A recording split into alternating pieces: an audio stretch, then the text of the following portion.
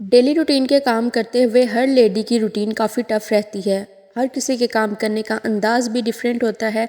अगर इन कार के कामों में कुछ टिप्स शामिल कर ली जाएं तो रूटीन के काम ज़रा आसान हो जाते हैं। तो आज की इस वीडियो में मैंने छोटे छोटे से ऑर्गेनाइज़र शेयर किए हैं, वही चीज़ें जो हमें वेस्ट समझ के फेंक देते हैं। अगर हम उन्हीं को यूज़ कर लें तो हमारी किचन क्लीन भी रहेगा, चीज़ें भी ऑर्गेनाइज हो जाएंगी और हमारे काम भी रूटीन के आसान हो जाएंगे। तो अस्सलाम वालेकुम जी, कैसे हैं आप सब लोग। फिर से मैं किचन के टिप्स एंड ट्रिक्स लेके हाज़िर हुई हूँ आपके लिए। यकीनन आपको पसंद आएंगी। तो सबसे पहली जो टिप है हमारी, इस तरह से मेरे पास एक नेक पीस पड़ा था जिसका पीछे वाला हुक जो होता है जो कहते हैं नेक पीस को बड़ा या छोटा करने के लिए होता है, वो गिर गया या गुम भी हो सकता है। अक्सर हो जाते हैं ऐसे और हम उनको फिर पहनना छोड़ देते हैं। कुछ औरतें जुगाड़ लगा भी लेती हैं, उसको किसी ना किसी तरह सेट कर लेती हैं। चलें आज इसको सेट करते हैं। इसका पक्का हमने काम कर देना है ताकि लाइफ आसान हो जाए, इसको हम दोबारा से पहन सकें। मैंने उनका धागा लेके अच्छे से लपेट दिया। कोई 1-1.5 गज़ उनका धागा लेना है, उसके साथ आपने इसको लपेट देना है। ये आपका होममेड DIY हुक तैयार हो जाएगा और ये आराम से चलता है। आप उसी डोरी के कलर का लीजिएगा जो आपके नेक पीस की डोरी है, आपने वही कलर का उनका धागा लेना है ताकि ऊपरा ऊपरा ना लगे मतलब मैचिंग हो जाए। तो इस तरह से ये देखें, ये आगे पीछे मूव भी हो रहा है। थोड़ा ढीला रखिएगा ये ताकि मूव हो सके, आप इसको आसानी से छोटा या बड़ा कर सकते हैं। ये बिल्कुल परफेक्ट हो गया है।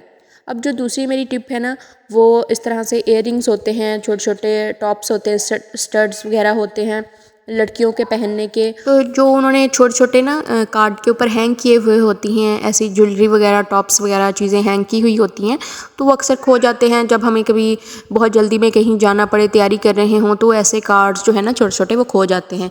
तो उसके लिए मैं क्या करती हूँ कि जब भी कोई भी नया नया कपड़ा आता है ना, उसके जो टैग होते हैं वो बड़े प्यारे से होते हैं, कभी नहीं भी फेंकते, तो उसके ऊपर आप इनको हैंग कर सकते हैं। और ये काफ़ी मजबूत बने हुए होते हैं, कलरफुल भी होते हैं, प्यारे भी लगते हैं। हर चीज़ लॉन्ग लास्टिंग बनाने के लिए उसकी केयर बड़ी ज़रूरी है। जिस तरह से ज्वेलरी रोज़ रोज़ नहीं ना ख़रीदी जा सकती, तो इसीलिए इसकी केयर भी बड़ी ज़रूरी है। इसको पानी से बचाना चाहिए, किसी परफ्यूम या ऐसी चीज़ों से बचाना चाहिए ताकि इसका कलर ना चेंज हो जाए। तो काफ़ी एक्सपेंसिव भी होती हैं ऐसी छोटी छोटी सी चीज़ें। चीज़ ले ले बंदा, अच्छी ले ले, वो काफ़ी टाइम चलती भी है और ख़ूबसूरत भी होती है।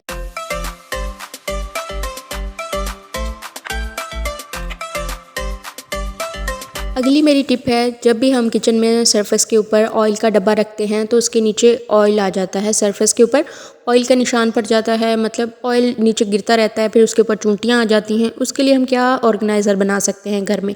तो उसका सिंपल सा आसान सा हल ये है कि मोर्टीन कोइल्स हर घर में आती हैं। आजकल मच्छर का सीज़न है, तो मैं कहती हूँ डब्बे पे डब्बा आ रहा है, तो उसके अंदर से एक छोटी सी डिस्पोजेबल सी बास्केट निकलती है, वो प्लास्टिक की होती है। वो काफ़ी अच्छी रह जाती है ऑयल का डब्बा रखने के लिए। पाकिस्तानी घरों में तो स्टील के डोल ज़्यादातर यूज़ होते हैं, ज़्यादातर घरों में ना स्टील के यूज़ हो रहे होते हैं डब्बे ऑयल के लिए, तो मेरे घर में भी यही है। तो इसको ऑर्गेनाइज़ करके रखने के लिए, मतलब नीचे सरफेस को ऑयली होने से बचाने के लिए मैं इस तरह की बास्केट यूज़ कर लेती हूँ। और जब भी नई बास्केट आती है तो मैं इसको फिर से चेंज कर देती हूँ। इस टिप को आप भी लाजमी अपनाइएगा, यकीन करें आपकी ज़िंदगी आसान हो जाएगी। तो यहाँ पे मैं दिखा रही थी कि जो आइसक्रीम के बॉक्सेस होते हैं, इनके जो लिड होती है वो सही से कभी कभी बंद नहीं हो रही होती, तो उसको हम देसी घी या कोई भी दूसरा घी जो जमने वाला घी होता है उसके लिए यूज़ कर सकते हैं। तो ये तो जम ही जाना होता है, अगर ढक्कन सही से बंद नहीं भी हो रहा तो गिरने के चांसेस नहीं होते।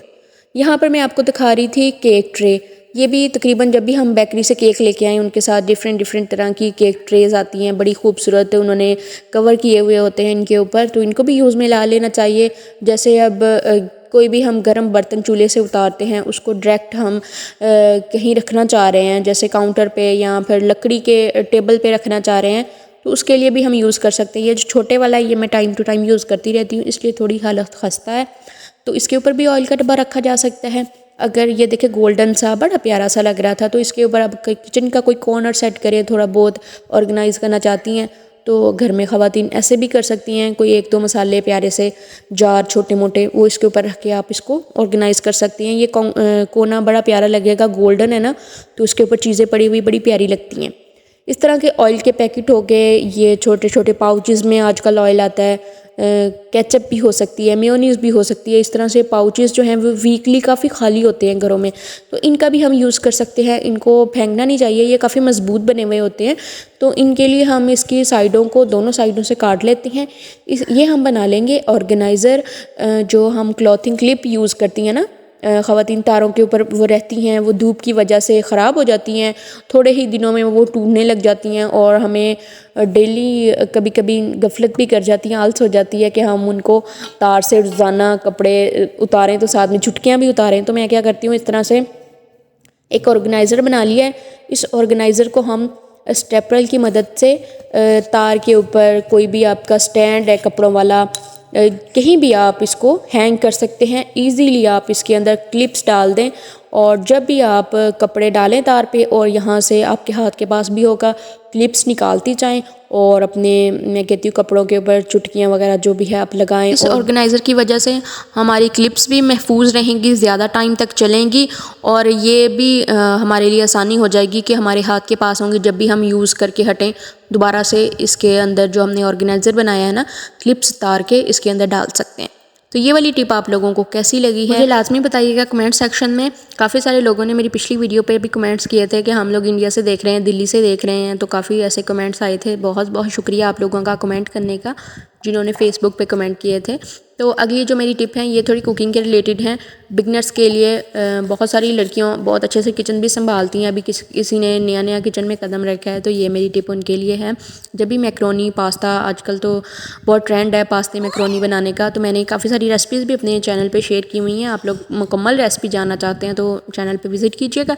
तो यहाँ पर मैं सिर्फ मैक्रोनी को बॉयल करने का तरीका बता रही थी कि अगर आपकी मैक्रोनी जुड़ जाती है, डी शेप हो जाती है, तो इसके लिए आप बॉयल करते हुए एक तो पानी पहले बॉयल थोड़ा सा गर्म होने दीजिएगा, फिर इसमें मैक्रोनी डालनी है, फिर इसमें आपने नमक और ऑयल लाजमी डालना है। इससे आपकी मैक्रोनी की शेप नहीं चेंज होगी। और आपने इसको जितना टाइम मेंशन किया होता है ना इसके डब्बे के ऊपर, उससे 2-4 मिनट पहले ही निकाल लीजिएगा।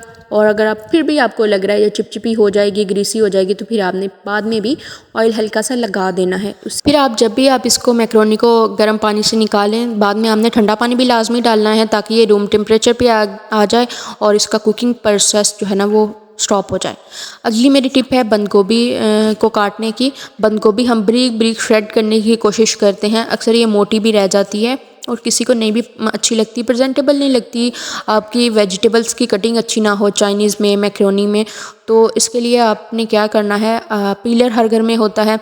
आपने बंद गोभी के 2-3 पीस बड़े बड़े काट लेने हैं और फिर इसको आपने पीलर से पील कर देना है। इससे बहुत अच्छी बारीक बारीक एक जैसी श्रेड हो जाती है। कोई भी छिलका, ये ना बड़ी शार्प है, अभी मैं न्यू इसको यूज़ कर रही हूँ तो बहुत ज़्यादा शार्प है और ना एवं फंस रही थी ये छिलकों में। तो अगर कोई छिलका फंस भी रहा है तो उसको छुरी से सेट करें और फिर से इसको पील कर लें। थोड़ी सी कोशिश से आप बहुत अच्छी बंद गोभी पील कर लेंगे, बहुत अच्छी श्रेड हो जाएगी, मतलब कहने का यही है। तो ये देख सकते हैं आपके सामने ही है, तो मैंने ये पीलर के साथ ही पील की है और देखें बहुत अच्छी कटिंग होनी चाहिए। अगर आप चाहते हैं कि आपकी डिश प्रेजेंटेबल लगे तो डिपेंड करता है कि आपने उसकी कटिंग कैसे की है सब्जियों की। तो यही थी मेरी आज की टिप्स एंड ट्रिक्स। उम्मीद है जी आप लोगों को अच्छी लगी होंगी। कोशिश की है मैंने आपकी ज़िंदगी को आसान बनाने वाली टिप्स आपके साथ शेयर करूं और आप लोग भी मुझे कमेंट सेक्शन में बताइएगा कि आप लोगों को ये वीडियो कैसी लगी है। Thanks for watching. अल्लाह हाफिज़।